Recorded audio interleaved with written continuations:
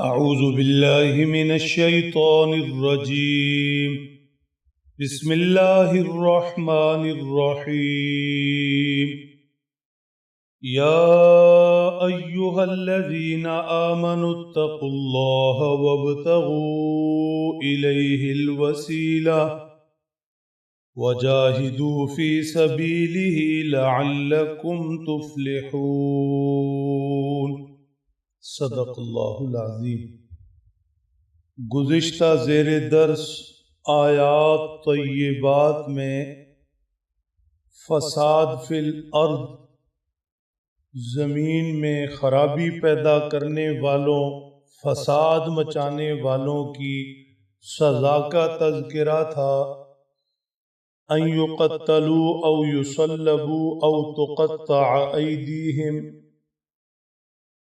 جبکہ آج تلاوت کی گئی آیت شریفہ میں اہل ایمان کو 3 نصیحتیں ارشاد فرمائی جا رہی ہیں. فرمایا یا ایھا الذین آمنوا، اے ایمان والو، وہ لوگو جن کا مجھ رب سے ایمان کا رشتہ ہے، مسلمانوں، مومنوں، اتقوا اللہ، اللہ سے ڈرو. ایمان والوں کے لیے تقوی، اللہ سے ڈر کا مطلب یہ ہے تم تو اللہ کے پیارے ہو، تم پر تو اللہ کی رحمتیں اترتی ہیں، اترنی چاہیے. تمہارے لیے تو اللہ نے جنت تیار کر رکھی ہے. دیکھنا کہیں اللہ کو ناراض کر کے، اللہ کی نافرمانی سے، گناہ کر کے اللہ کی رحمت سے محروم نہ ہو جانا. جو جنت تمہارے لیے تیار کی گئی اس سے محروم نہ ہو جانا. ڈرتے رہنا، ڈرتے رہنا، خبردار رہنا، چوکنے رہنا، اللہ کی ناراضگی سے بچتے رہنا، اللہ کے ہجر سے، جدائی سے، دوری سے ہمیشہ بچتے رہنا، ڈرتے رہنا. تقوی کا بڑا وسیع مفہوم ہے. ہم نے عام فہم اور دل آویز اور محبت برا مفہوم ذکر کیا ہے. بہت توجہ، دھیان، غور سے سمجھ آ سکتا ہے.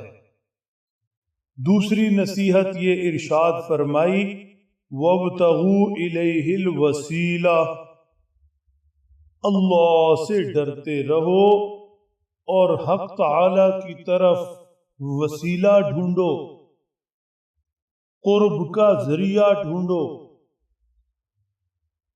حضور انور صلی اللہ تعالی علیہ وسلم نے ارشاد فرمایا میرے لیے وسیلہ کی دعا مانگو. وہ وسیلہ جو صرف میرے لیے رب نے رکھا، انتہائی قرب. آت محمدن الوسیلہ، اذان کے بعد جو دعا ہوتی ہے اس میں امت اپنے پیارے نبی صلی اللہ علیہ وسلم کے لیے دعا کرتی ہے اللہ ہمارے پیغمبر علیہ السلام کو وسیلہ عطا فرما دیں، اپنا انتہائی قرب نصیب فرما دیں.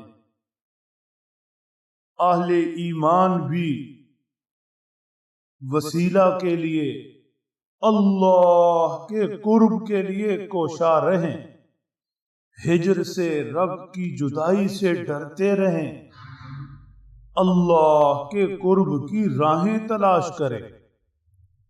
حضرت قتادہ رضی اللہ تعالیٰ عنہ نے فرمایا تقربوا الیہ بطاعتہ والعمل بما یرضی. وسیلہ یہ ہے کہ اللہ کا قرب ڈھونڈو اللہ کی اطاعت سے اور ان اعمال سے جو رب کو پسند ہیں. وسیلہ سے مانگنا بھی ایسا ہی ہے. کسی اللہ کے قریبی کے ذریعے یا اللہ کے پسندیدہ عمل کے ذریعے رب تعالیٰ کے حضور دعا کے لیے ہاتھ اٹھانا، اللہ فلاں نیک بزرگ کے واسطہ سے، وسیلہ سے، فلاں نیک عمل کے واسطہ اور وسیلہ سے میری یہ دعا قبول فرما لیں، میری یہ فریاد سن لیں، یہی وسیلہ ہے۔ اہل سنت والجماعت وسیلے کو کے قائل ہیں اور ان کا وسیلہ کے متعلق یہی عقیدہ ہے۔ تیسری نصیحت ارشاد فرمائی، وجاہدوا فی سبیلی، اللہ کے رستے میں جوہد کرو۔ ایک تو جوہد ہے اللہ کے قرب کے لیے، اعمال میں لگنا، نماز روزہ دوسرے احکامات کی پابندی، ذکر و فکر، روزہ، ایسی دوسری عبادات، ان میں محنت کرو، آگے بڑھو، ہمت سے کام لو۔ دوسرا جہاد فی سبیلی، اللہ کے رستے میں جہاد کرنا جس سے فسادی ختم ہوں، وہ فسادی جو لوگوں کو اللہ سے دور کرنے والے، وہ رکاوٹیں ختم ہوں، زمین ساری پر اعلاء کلمت اللہ ہو جائے، زمین ساری پر اللہ کا نظام قائم ہو جائے، زمین ساری کے رہنے والے اللہ کے قریب ہو جائیں۔ لعلکم تفلحون، ایمان والو ان نصیحتوں کو مضبوطی سے پکڑ لو۔ اتقوا اللہ، اللہ سے ڈرتے رہو، وابتغوا الیہ الوسیلہ، اللہ کے قرب کے لیے وسیلہ اختیار کرو۔ جاہدوا فی سبیلی، اللہ کے رستے میں جہاد کرو۔ یہ امور ہیں، یہ صفات ہیں جن کے ذریعے تم کامیاب ہو جاؤ گے۔ کامیابی رب کی ناراضگی سے ڈرنے میں ہے، کامیابی رب کو پانے میں ہے۔ کامیاب وہی ہے جس نے رب کو پا لیا، اور جس نے رب کو کھو دیا اس نے سب کچھ کھو دیا۔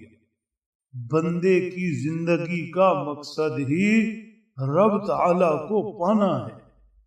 اللہ سمجھ دیں، عمل کی توفیق بخشے۔